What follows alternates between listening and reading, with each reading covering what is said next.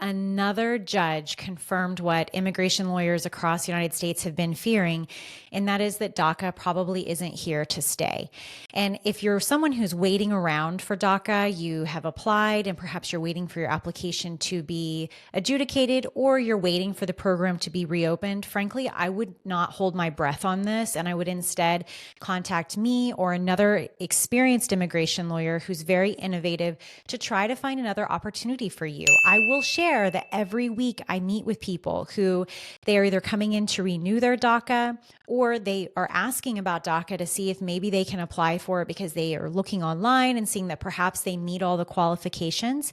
And I tell them, you know what, this might be a good opportunity for you, but instead you're also eligible for this other thing that will actually get you a green card.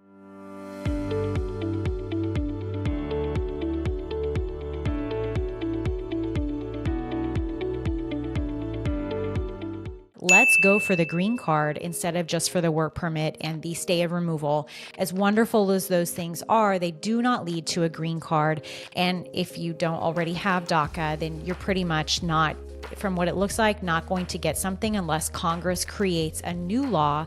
And the whole reason that DACA was created was because back when Obama was president, even the Obama administration could not get a green card path created for young childhood arrivals who came to the United States. So it's unlikely that this is going to happen, is the bad news. But the good news is that, you know what, we've got lots of other options. Call us so that we can look into those.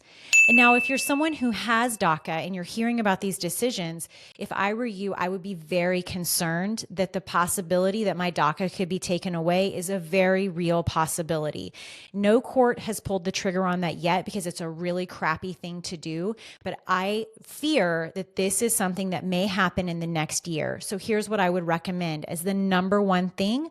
Regardless of what happens with the DACA program, what we know is what we have access to today. And today you have access to something called advanced parole. You usually only have access to advanced parole if you have a green card application pending or some other type of, status in the United States. So use DACA use this advanced parole opportunity while you have DACA for sure. And right now we know that you have DACA for sure. So apply for advanced parole. That way later on, if you have a U.S. citizen child who turns 21 in some odd years, some number of years, you have a lawful entry, a legal entry into the United States through your advanced parole. Or if you marry a citizen or a lawful permanent resident who eventually becomes a citizen, they will be able to petition for you because you have this legal entry. As you know, most people who have DACA were brought unlawfully into the United States when they were children. So if you didn't come in on a passport, like with a stamp in it, with a visa, then you're going to need to have this so that you can later adjust status and get your green card. Do these things now. Don't put it off for later.